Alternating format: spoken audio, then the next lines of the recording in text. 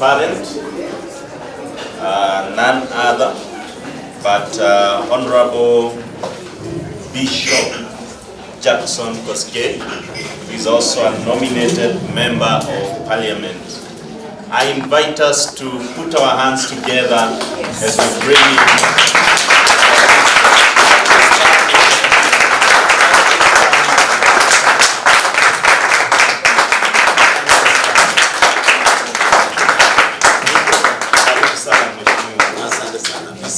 Thank you.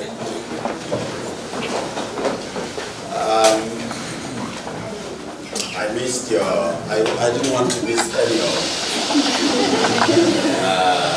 you. The director, MZAZI organization, let me not, because I need to learn everything else. Invited guests, ladies and gentlemen, good morning. Good morning.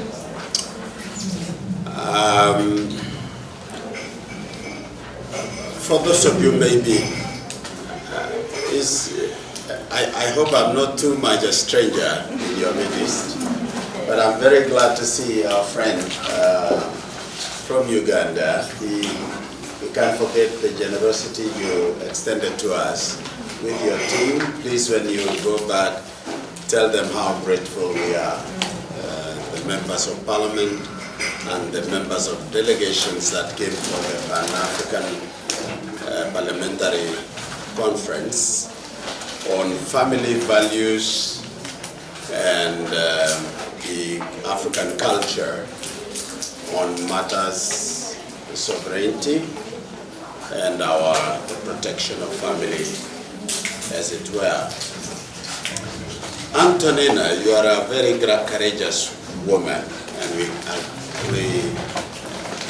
I came here because of when I listened to you in Entebbe, I thought I was listening to one of the very fine Kenyans who need an opportunity. He needs to be appreciated for the efforts she had. I don't know much about you, but the little I heard was enough to know you. Amen. And I want to say congratulations for being courageous and being bold to come out with a movement that is going to help and save, protect our children and the future of this nation. Yes. All great movements in history started from small place by people who are not known. Yes. Great leaders came from small places that were not noticed. And great ideas were born in times that nobody expected anything of the sort would be there. So today I am very glad to listen again to the very fine doctor and lawyer, the man who really spoke to the heart of Museveni until he asked him where he lives in Kenya.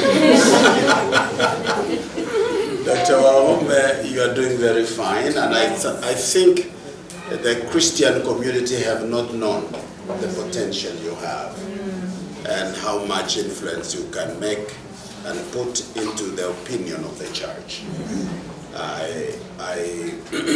In my small way, I will do my best. Having listened to the great women who have spoken before me,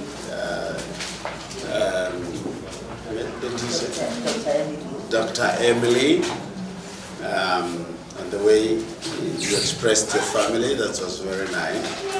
And then the experience of the lady doctor, lawyer, it was very interesting to hear the testimony.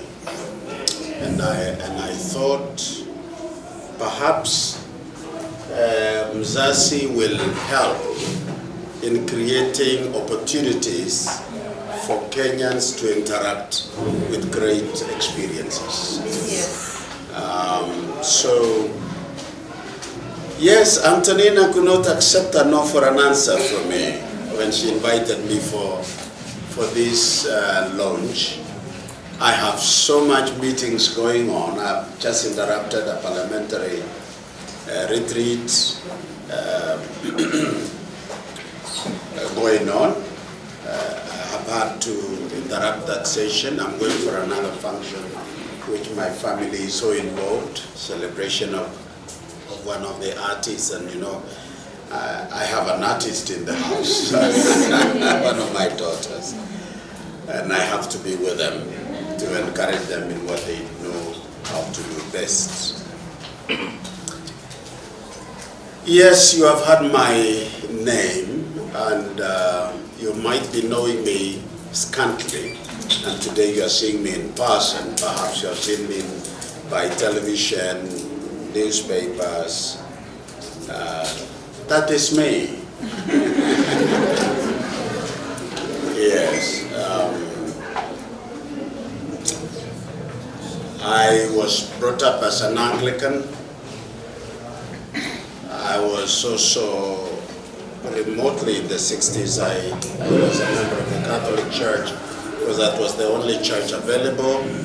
I gave my life to Christ early in the 70s in the movement that was of evangelistic in nature. And I gave my life to Christ when I was struggling with the issue of disability and the question, why me? Because when I was 5, I suffered polio, a disease that shattered the dream of my childhood. But thank God I was born and raised in a family. Yes. And I am what I am today with my confidence beyond disability because of family. My late mother brought us up, 12 children. You know, our mothers were very powerful. 12 children, and I'm the 4th child to my mother and father. When I suffered polio, it was a very strange thing that happened in our family. But one good thing that happened, my mother was not ashamed of me. She gave me the identity that I needed, and that is the sense of belonging. So I was able to manage my struggles, my life, and became what I became later in life because of that sense of belonging. I would ask myself, what would I have been if the sense of belonging was robbed of me, and successfully so? What would I have been? Because it is that sense of belonging that becomes the foundation of who and what I became later in life. The second thing that I want to mention is that as I made a choice, being a Christian, on what to do with my life,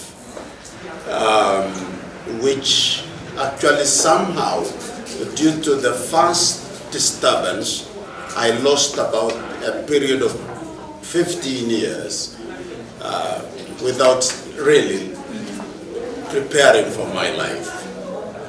And because of Christ later, at that time, I refocused my life, and I began to develop a better worldview and discover what I want to be in life and what I need to have, and identified what I am lacking and what do I have and remaining for me, and what do I do with my life for the rest of the days.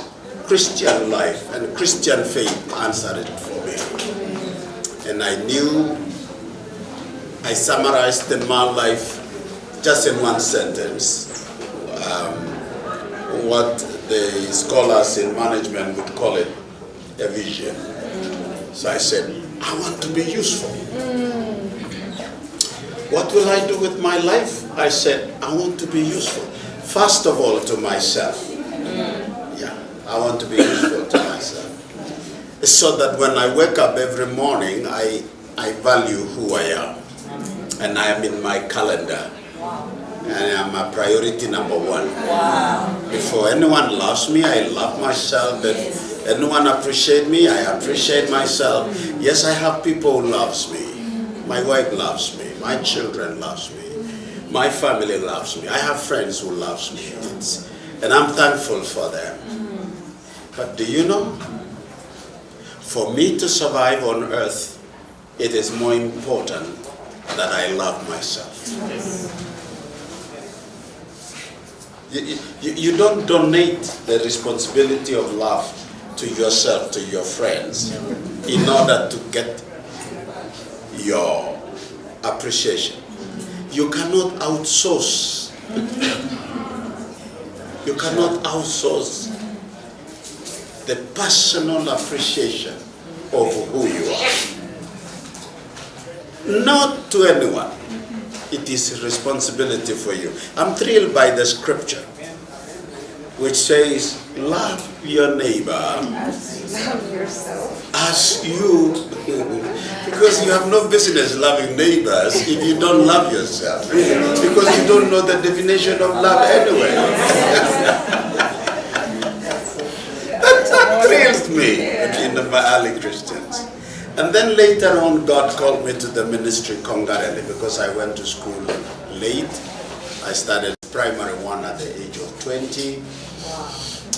I had to go to university after that, and I went through normal studies. But later on, concurrently, God called me to the ministry, and I've been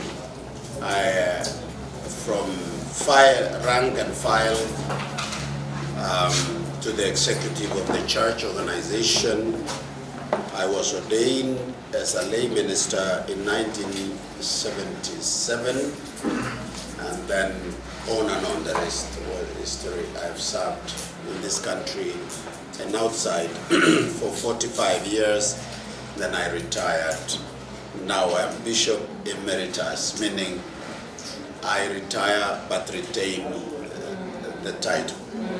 I didn't go out of the service by being defrocked or but I retired honorably after building and working with the church for. So I'm married to Rose. I want to borrow the words of the doctor, and with whom we have had 4 adult children, and I have 8 grandchildren.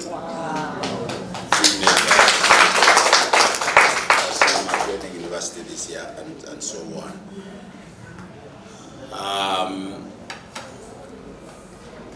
I am not a perfect parent, but I think I tried my best. Wow. I'm not a perfect husband, but I tried my best. And I did what is right. Family was the thematic area that it is the foundation of our society.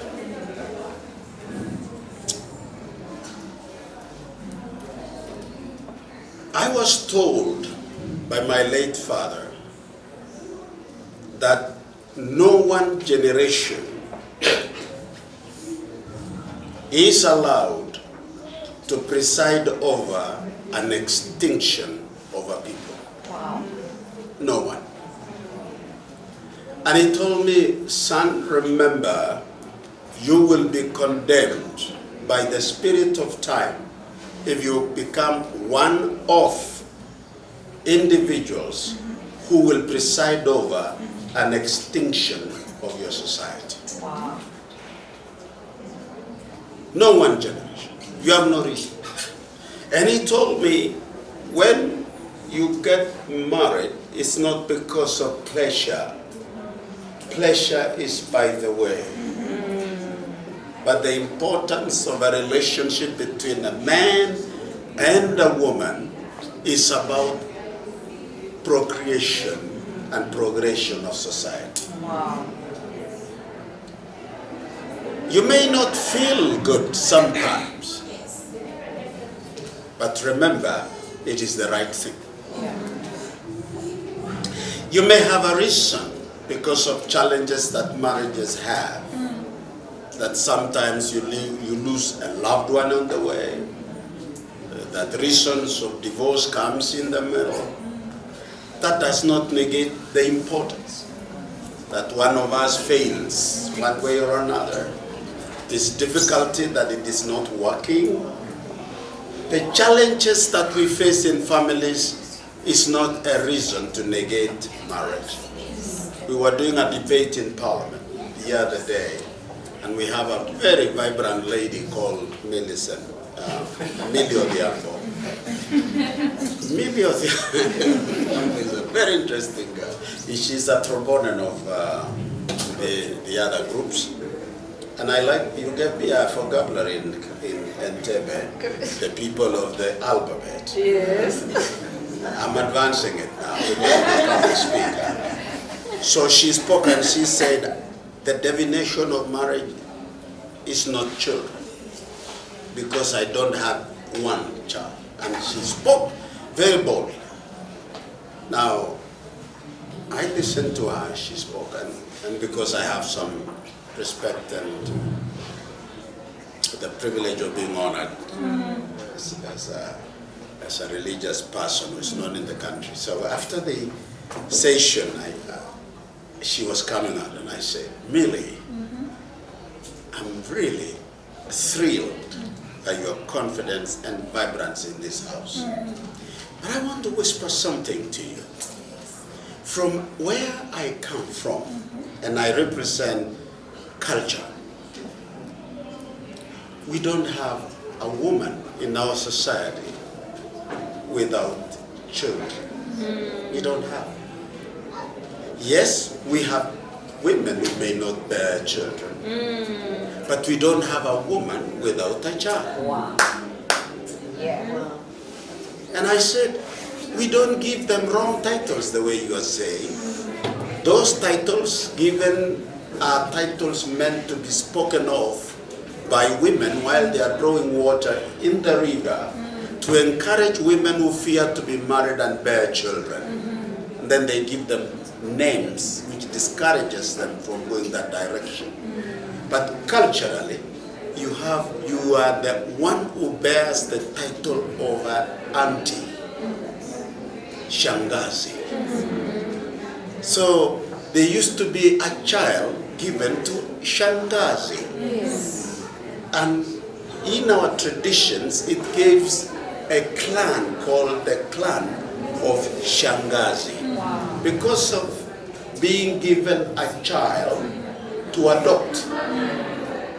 It was either given by one of the brothers to maintain the lineage of that family, and to be known that it was not one of the sons, but nevertheless it belongs to the bloodline of the same people. Yes. They say it is the house of Shangazi.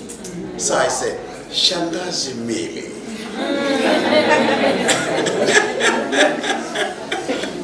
Anyway, I was just remembering that. And, so, ladies and gentlemen, as I came after the invitation of Antonina to launch this movement,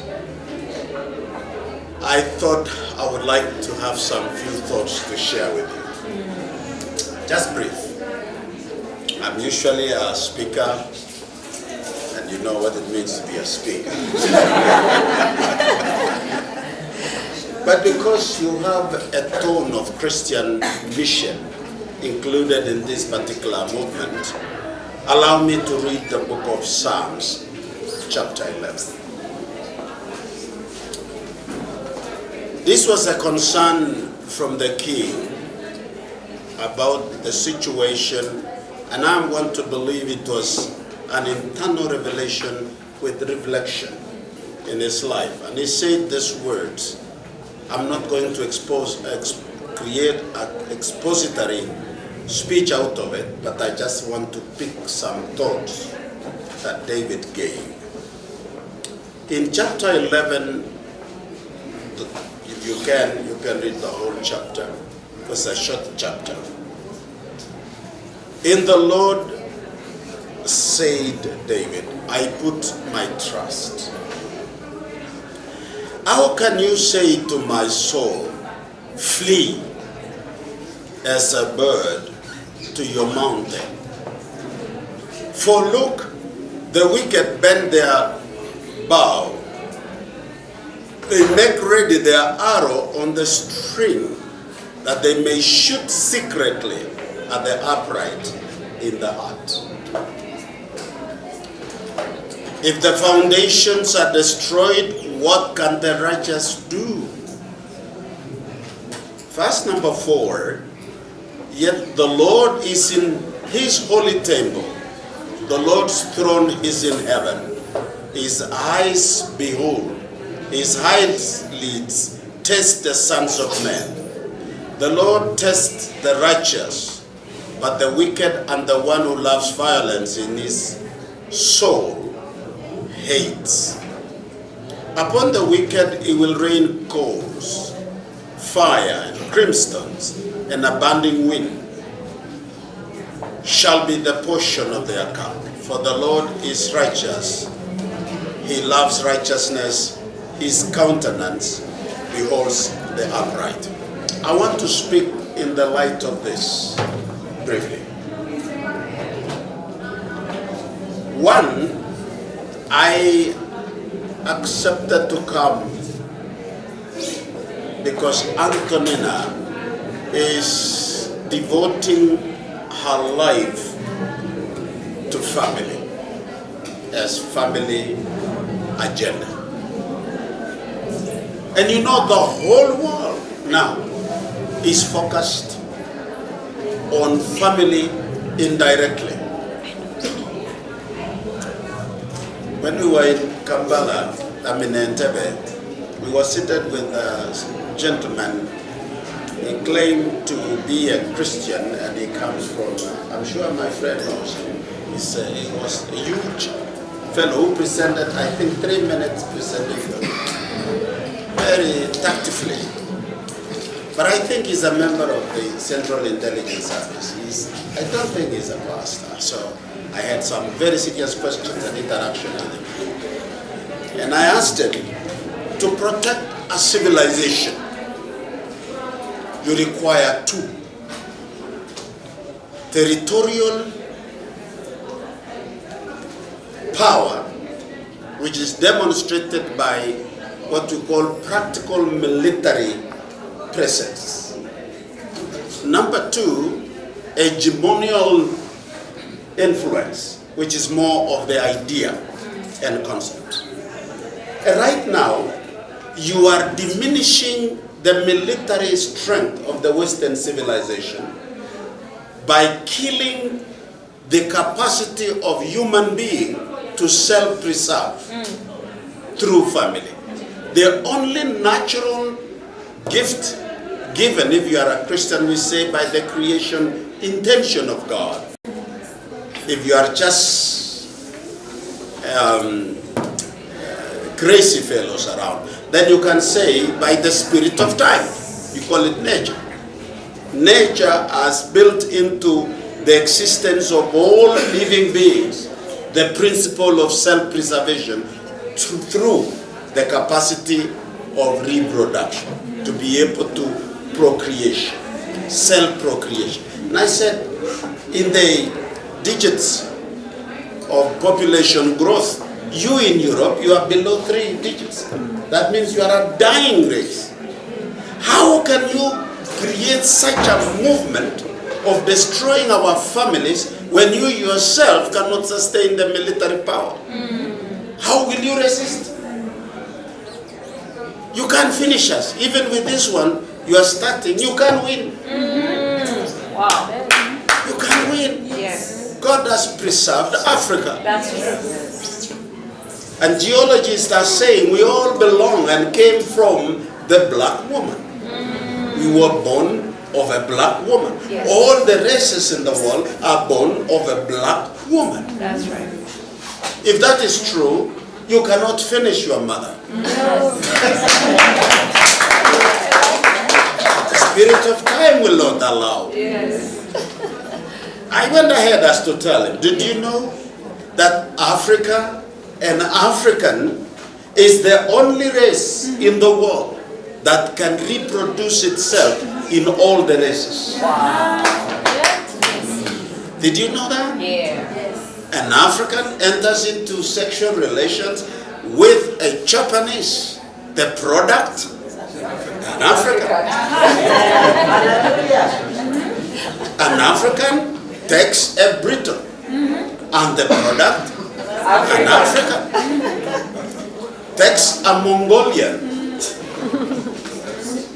and the product, nywele nyeusi. So they hide behind what they say, people of color, whatever. Yeah, who colored them?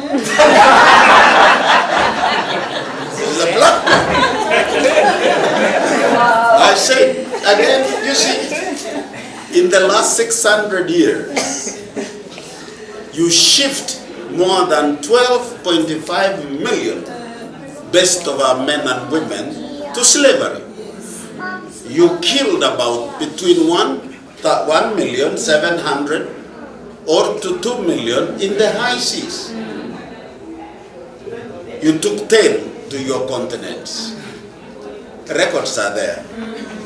You can see them. It's not just assumption. But still Africa moved on and continued to grow up in population. You came and scrambled over us, took our land, created artificial boundaries, created wars for us, but we still survived. We fought for independence, you killed us using the powdered guns when we were coming to you with bows and arrows, but still survived and achieved independence. But 70 years ago, you denied us independence to rule ourselves and develop Africa by killing and assassinating our leaders and overthrowing governments. You created instability. We survived. Come on. And then you came back in 1970s through the program of IBPF. You introduced family planning. You spent $6 billion to control and manage and shrink growth of population in Africa. Still we survived. And then the introduction of HIV and AIDS. By 1980s, it was 84, we had over 34 million infected with HIV AIDS. 24 were in Africa, and 10 was the rest of Europe. But soon it was spreading in their continents. They thought it was going to kill us. They were surprised. They went back to the drawing board and developed a drug that can manage so that they can sustain their population. Again, Africa survived. Your mother. You can't kill your mother. She will always know how to cook for you. She will always know how to fight fire. I mean, wood for fire. Can you imagine? And I told him again, I had a very short time after my speech when I spoke that day, he never sat at the front again. He went behind and he was in outside. You couldn't see because he wanted to entertain us.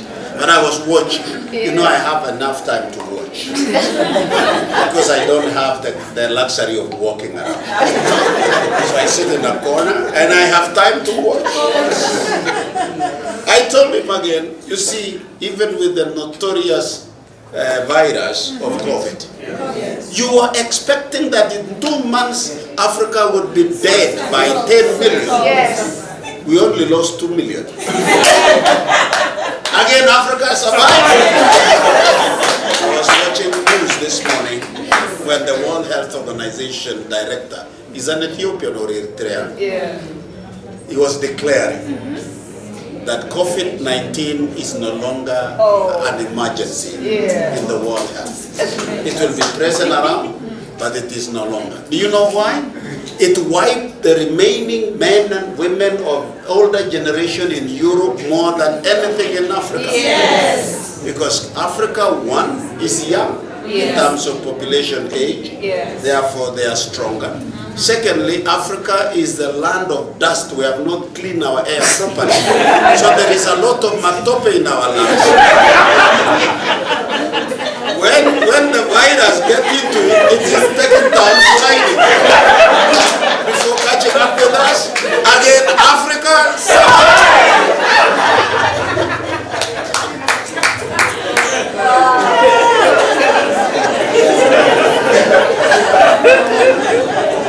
and yes, you are right, Madam Antonina. You are right, yes, that you begin MZAZI. You are right. You know why? It is calculated now. It is calculated now. But by 2050, I think it is in the next 27 years, Africa, is it 27? Yeah, something. Africa will be the leading population on the world. That's right. And that is what is scaring them. In the next 27 years, Europe will have been depopulated of the Caucasians, the original, what they used to say, the Superman, will be gone. And they have done two things as a strategy. Number one, they have developed what they call a sperm bank in the golden part of Europe. They have developed a huge underground fridge where they have taken their seeds from their loins to be preserved for future generations to come and manufacture men from the factory so that they can survive in future. Number two, they said when those people shall be there, the black men should not have taken over Europe. And they are introducing this very strange program to shrink our population so that we don't move north. We die before we reach Mediterranean Sea and Pacific. They are introducing it. God will preserve the mother again. Yes. Can you imagine? Yes. The mother will survive. Can you tell them if you are daughters and grandsons of the black woman, Yes. you can't kill Yeah. your mother? Yes. And we cannot allow it. Wow. So they have introduced this. So that's number one. And let us appreciate then that a right to self-preservation supersedes any other right. You talk about other rights being fundamental. You say human right being fundamental. And I'm sure my sister here was just, and my daughter was just said, she was really exposed to that. You could hear the emphasis from the human right movement that human right is a fundamental. They want to replace religion. That our new religion is the human right ideology. Yeah. Now, any rights that kills the right to self-preservation Yeah. is doomed. Yes. Yeah. That's Is doomed. If you kill the right to preservation by mankind, where will you get mankind? Where will you get mankind to preserve the rights you talk about? bit services. Yeah, really, I think we must speak on behalf of the mother Yes. of human race. Yes. And tell the world, you attack the right to self-preservation, then what will you remain with? My mother taught, you can lose relatives, and you have lost something. You can lose your friends, and you have lost something. Yeah. You can lose wealth, and you have lost something. You can lose a job, and you have lost something. You can even lose a marriage, and you have lost something. But the day you lose yourself, you have lost it all. You have lost it all. But as long as you still have yourself, you have something remaining. Yes. That's true. You have somewhere to begin. And you will have somewhere to go.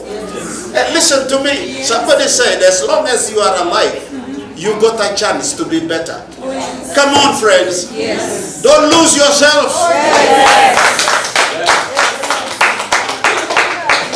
Don't lose yourself. Yeah. Yeah, don't lose yourself.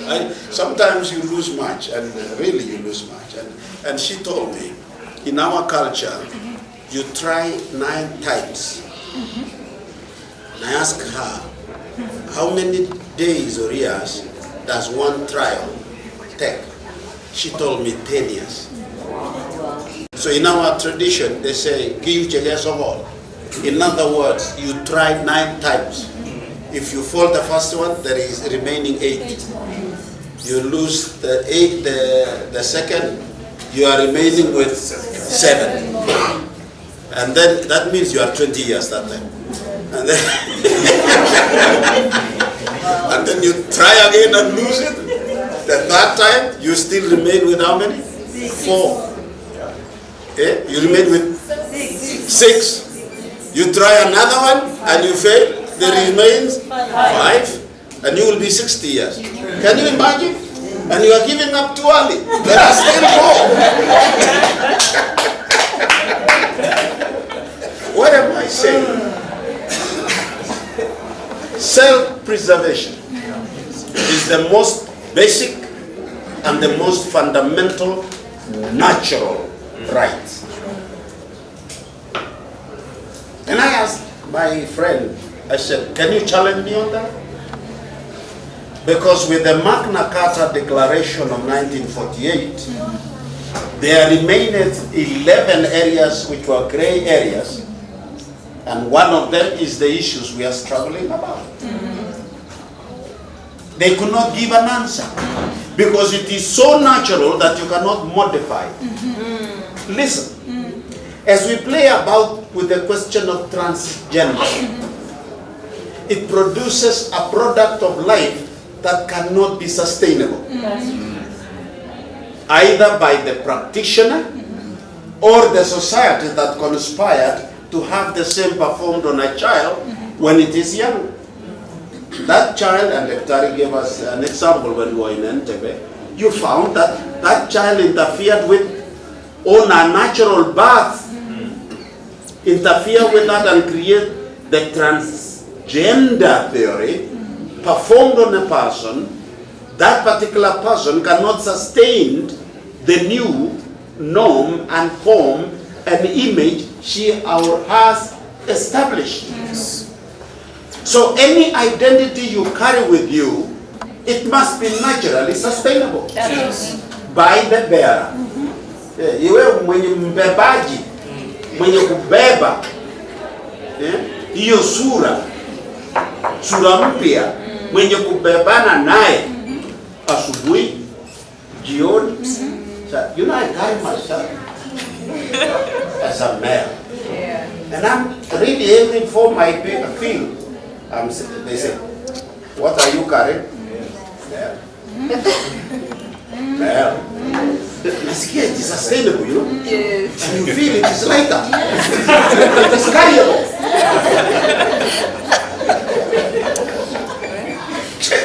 Carryable. Come on, my children. Don't carry something you cannot sustain it. Yes.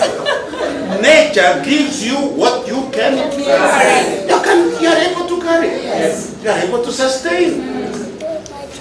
I don't know. Research indicates that this crazy idea of transgender and other definitions, those who are carrying it between 1965 to date, number one, it has created a very anxious society. When the world is now 65% lack of family values, we have more crazy things happening in our society that even the children picks up a gun and shoots the mother in supermarket. That child is going to supermarket with mama. That child is a toddler. 4 years, 5 years, and you have given them an identity and a right which is not sustainable by her age, and she could access the gun from Mama. Mama, while buying things and picking them in the supermarket, I think you heard that story, turning around, the child was pointing the gun on Mama. And because she's used to, that child is used to toys, they trigger the gun. And the bullet is out. And the Mama is dead.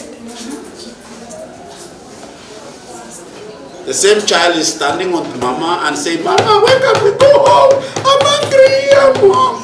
And she's surprised with, by the flowers or police cars around.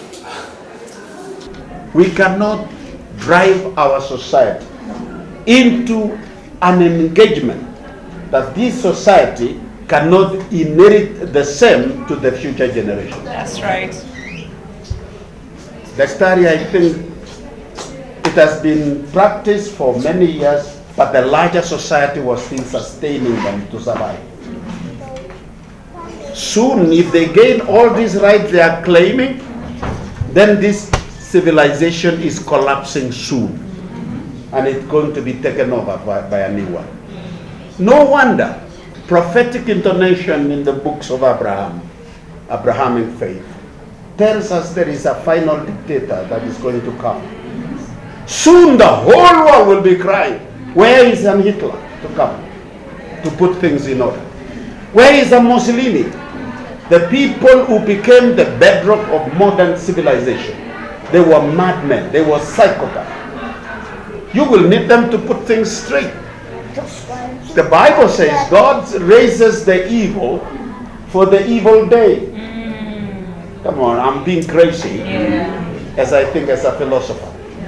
That I think the prophetic intonation that the last dictator is coming to put things in order.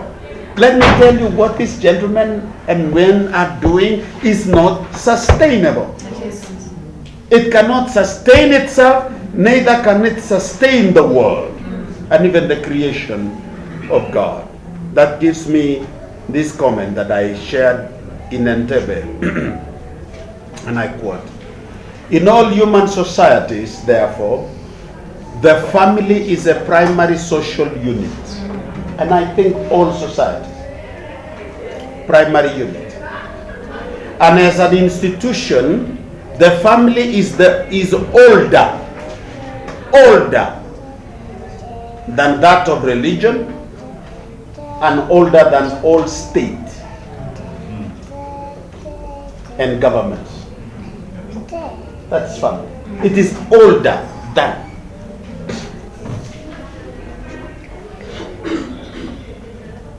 The other principle that you need to know is that family is where children are born and nurtured until such time as they grow into adults, for them again to found their own families, to progress and create a future generation.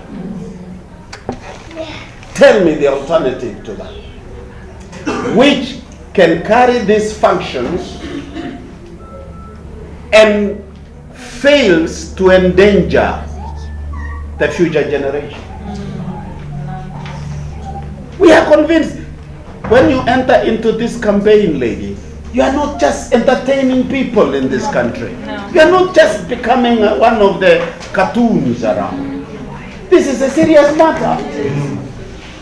And with this, I honor all women who have taken pride, and as I listen to Antonina expressing how she lost her babies, and she's so open and emotional when she began to reflect some of the silly things that could have happened if she didn't go to Abarata. Thank God, lady, you are a courageous woman. Amen. And she had to discover, why am I losing babies? Thanks to the gift of men like the Tari, who can read between and can be bold to tell you, I saw you carrying, what happened? Thank you so much. Being courageous. I think when I grow old, I will want to be a doctor. To be able to ask people such questions. And she said, I don't know. Can we test? Can you accept? We test and look at your situation actually in your goings on of your body. And you discover you've become a kinetics in the laboratory of the spirit of time. My friends, I wish to conclude by mentioning two more foundations that if shaken, the righteous and the right people. And that the enemy in secret place is having an arrow shooting at the very heart.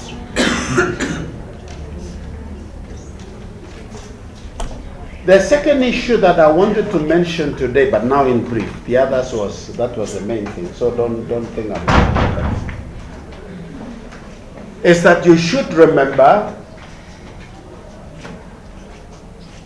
that the present generation, which includes you and I, are the trustees of the future generation. That's right. And you must be really a trustee. You must be really a trustee. You must be honest. You must be fair. And you must be just. What did you call it? Exercise, what did you call it in proper governance? They say fiduciary. Some people call it fiduciary. Yani, an exercise of due care, of responsibility entrusted to you by the vulnerable who cannot survive without your proper choice. Includes the unborn who are yet to be born. Our decisions today must have them in mind. You know, there are places when I was, of course, some of us go through what they call the rituals, the traditional exercises of rite of passages, where you are being reminded you are now an adult. So the elders sat us down and they said, son, from now on, prepare to be a father. And once you are married and you have children, remember this, any decision you are going to make, have your wife in mind and have your children in mind. Wow. And their future. Wow. So ukitaka kuua, think of what will happen to my wife, children. For about 50 years, it comes to my picture, doctor. Any decision I make, I remember Rose. Wow. When we were being cheeky with one another and look at each other's eyes, and I said, woman, if you accept, I marry you. Your children will not beg. You will not regret the decision. You know, we make crazy promises. Sometimes we even don't understand the vocabulary we are using. But we say it. The cheeky moment of boys. So it keeps on coming to my eye when I make any decision. I remember Nancy. I remember Amy. I remember Mesha. And I remember Naomi. The children and the seed of my Lord. And because I respect their mother, I honor my, what you call, ordinances and governance. Any decision I make, I remember that. And now I've even graduated more. I remember Andy, my grandson. I remember Arnold. I remember Pease. And the rest of them. Beautiful children. My children. We are bound by this. I'm not giving you what we call expert explanations of all these nyangaus, what they express. Because that one, I think, when it was being presented, I was already moving in my mind what we need to do. But I want to say, we are the trustees of the future generation. And think according to your own family lineage. I started a movement about 16 years ago, 20 years ago, to transit the community of Kalenjin from Moi era to post-Moi. Because the present generation and group of families in Rift Valley never knew another leader. Because Moi ruled over 52 years, being the voice from the Legico time to when he became a minister, he became a vice president, and then the president. My community never knew anybody else. I prepared an organization called Emo Community Development Society to make a transition of the society into post-Moi type, and we reorganize them afresh so that we can create succession for leadership and make sure the unity of the community stands and values are carried with them, and then also one of the basic economic empowerment of the society. And I want to say this today as we go into the future, that Christian families are getting poorer and poorer, and one of the greatest challenge in sustaining faith is poverty that is striking our families. The gap between the rich Christians and the poor Christian is expanding day by day, and it is a challenge of faith. Why some of them get into these recruitments of crazy organizations? Money. Why our children in university are getting vulnerable? Money. Of course, our great sister said money is not the only thing and not the main thing. Because I had money, it could not sustain me. But it is a gateway to a greater vulnerability when you think about it. Because that is how we have been taught. Islam is growing faster as a religion in this century without crusades, without the sword of Islam. What is giving them that age? Money. It is the most resourced religion. For centuries, Catholicism and Catholic Church became the only richest organization outside government for about 1 millennia. The same is now being challenged because all Catholic areas, population of about 1 billion in the world, all the areas that they cover, they have been entreated into mismanagement of economy so much that the ordinary people are poorer. You talk about the South America, for example, where Catholicism, I think it is in the 80%, somewhere there. But it is among the poorest nations, poorest individuals, even if when the GDP of a nation is high, it is because it is controlled by certain elites and multinationals. Poverty is hitting the Christian nations more than any other time in history. So you cannot win a Muslim because you are building an hospital for them. They are building it. You can win a Muslim to Christianity because you are building a school for them. They are building it. In fact, they are buying the Christian schools which are there. Can you imagine that? And as a result, these are the challenges of moral values. The third one that we need to consider is that the foundation is of our society is the importance of social order. The importance of social order keeps people in terms of what we call workability in relations, because there is a social order.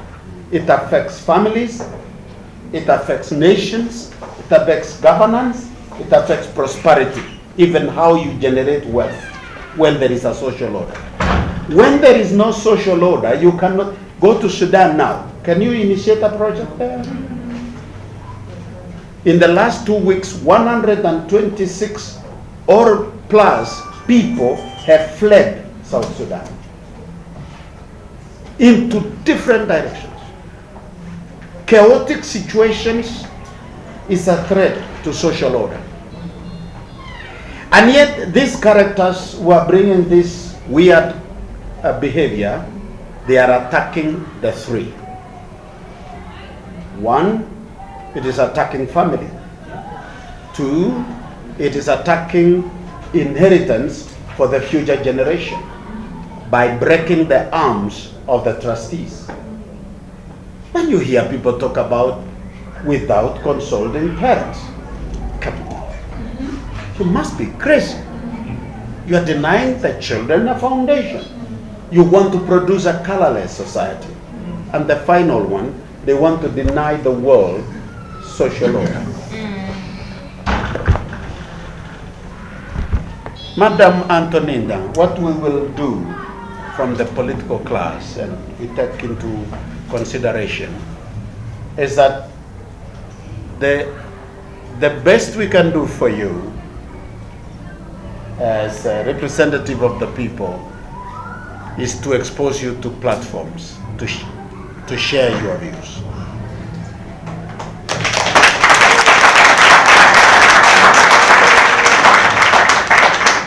And that we will do.